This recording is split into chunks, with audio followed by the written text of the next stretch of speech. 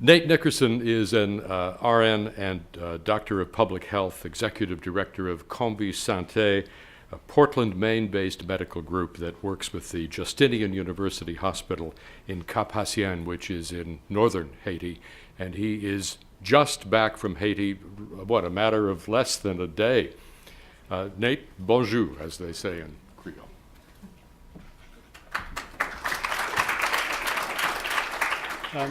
Good morning. I'm a little out of place here because I'm not a first responder or a relief organization. Our organization has been working in Haiti for 10 years and has been working in partnership with the Ministry of Health in northern Haiti to help strengthen their own capacity within our own health system to respond to problems like this. We happen to be based at the Justinian Hospital, but also have many other partners in the area.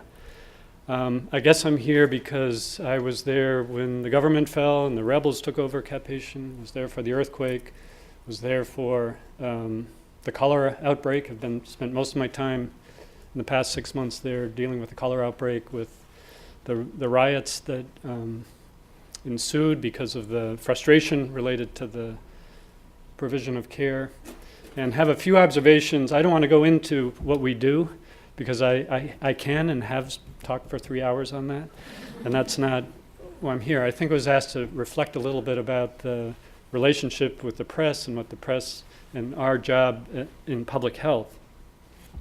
And as I'm not as I said, not a relief person, or I'm not a person who flies in to dig through the rubble, but a foot soldier, sort of a public health person on the ground long term, so an observer, maybe a little more impartial observer around disaster kind of things. I think in terms of the press, I think everybody's pointed out the awesome power to change the course of events, and that can be good and that can be bad, I think. We had a little experience after the earthquake where our local newspaper in Portland, Maine wanted to go cover the earthquake. They didn't know how to get in. I had just returned from Haiti when the earthquake happened and turned around and tried to get back in. Of course, all the airports are closed, and I said, I don't know how I'm going to get back in, but if you want to hang with me, I know I'll get back in. And we ended up going to Santo Domingo and taking public transportation to get back to the north. And they decided to hang out there for a few days rather than go down to Port-au-Prince because everyone else was in Port-au-Prince. And as a matter of fact, there were many people migrating to other parts of the country. The people who had cars, who had trucks, were taking wounded people and moving them to wherever they thought they could get care. So there was a migration of internally displaced people going throughout the country, a story that I didn't see told really very much. Their presence for 3 days was remarkably helpful to us in terms of generating support, and I think that can happen. It also can muddy the water quite a bit. I think the issue that Jonathan brought up about focusing on particular things that then drive policy. I was just recently talking to a senior USAID person in Haiti. I was talking about the rubble removal in Port-au-Prince and saying what this particular organization was doing, had done an incredible job removing tons and tons of rubble until there was a newspaper report about how they were using heavy equipment rather than Haitian labor to do that, and that was disenfranchising labor. So they had to stop and hire Haitians to do this by hand. In my personal opinion, that would be, their labors would be better suited to rebuilding Haiti and not spending the next 10 years removing the rubble. But that single story changed the action on the ground in a remarkable kind of way. And I think the press needs to at least appreciate and understand their power that way.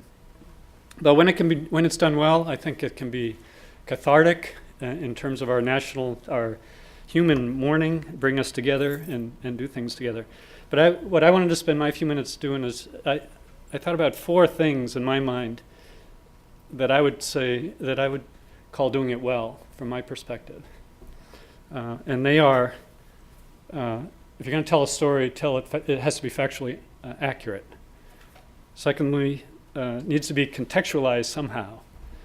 Thirdly, and I just want to say a word about each one of those, that needs to shed light, not just heat. It can't just generate sensationalism and voyeurism.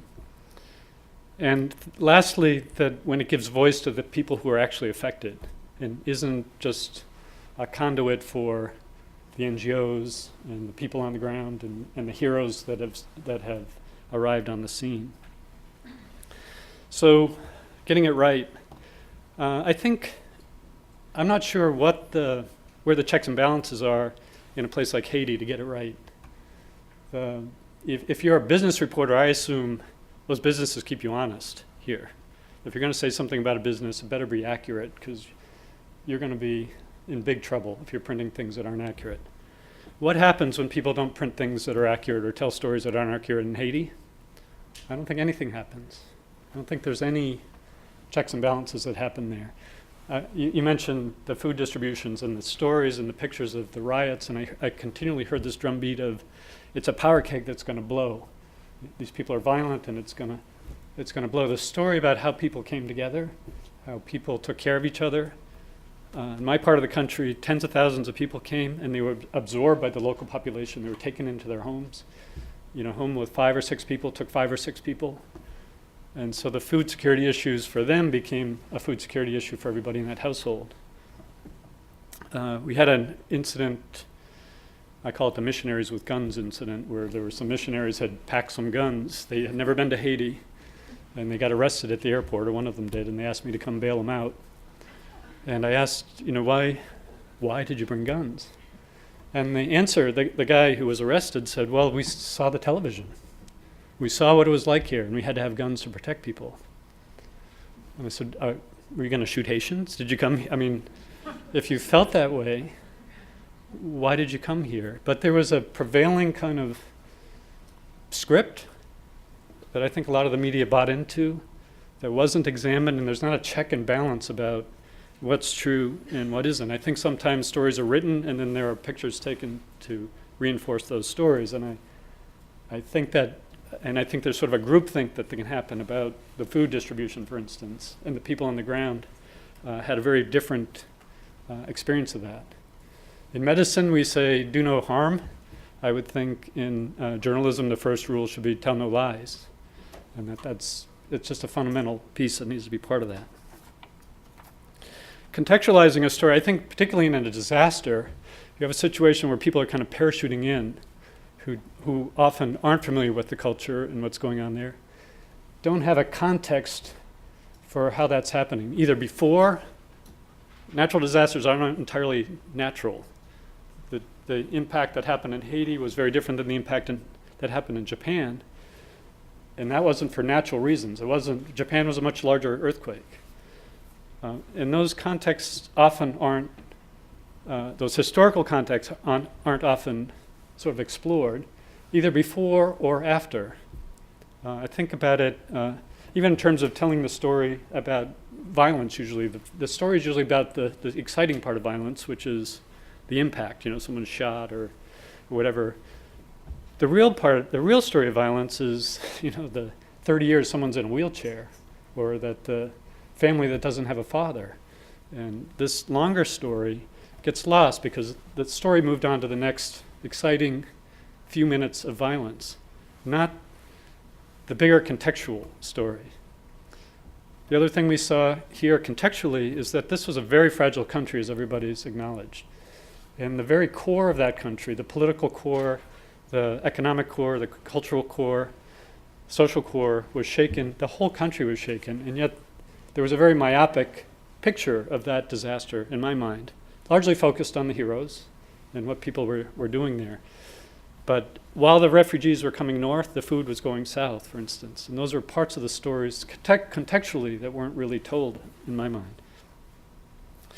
When I said don't shed light, not just heat, and I think that's really to me about this sort of perverse incentive to focus on the worst, most sensational, most gruesome aspects of a disaster.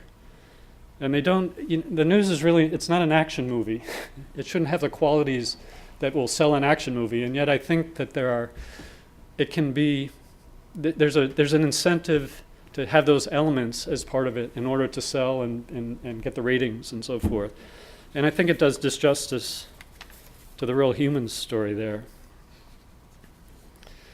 And I've wondered the attention that there was on the earthquake. Since then, as people know, at least from reading the footnotes, I think, in the media, there's been a cholera epidemic, somewhat unlike any cholera epidemic in recent history. Medicine Sans Frontières said it's the single biggest response they've ever done in the entire world ever, trying to respond to this cholera epidemic. Does anybody know that? One, two, okay. I don't know why. Why is it that people don't know that? What is it that was different? What is it? Is there something not visually compelling about an evolving infectious disease like that? Is it too similar to the way it was prior? 1 in 10 children die before the age of 5 related to some diarrheal disease anyway. It's part of the backdrop. It's part of this chronic disaster that is happening there. So it's just a challenge in terms of thinking about how do we shed real understanding and not just sort of this visual voyeurism about a cataclysm. And lastly, just to think about giving voice to those affected. We did see a piece about some of the materials not coming through. I recently spoke to the U.S. ambassador in Haiti. We were talking about a problem with a container getting through. And he said, well, what's the problem? I said, well, we messed up. Actually, we didn't do the paperwork right and so forth. He said, you know what? I get Americans coming to me all the time saying the corrupt Haitians, they just want money, they want to do this, and most of the time it's that they didn't follow the rules that are established. They're established here. We talked about credentialing. Most of the health care providers in Haiti are not credentialed. Most of the organizations in Haiti are not legally working there. It's like the Wild West, and yet we constantly hear the drumbeat about the corrupt government as being the problem. So I think having only the voice of kind of the NGOs in there and not finding ways to really hear the Haitian voice, the people who are affected, and not just the government people, but the people on the ground, is really our challenge. I don't have an answer for how you do that, but I truthfully don't see it very often. So those are the challenges I wanted to bring to a group like this that's thinking about both public health and the media and how do we interact and what, in my mind, makes good media. So thank you very much.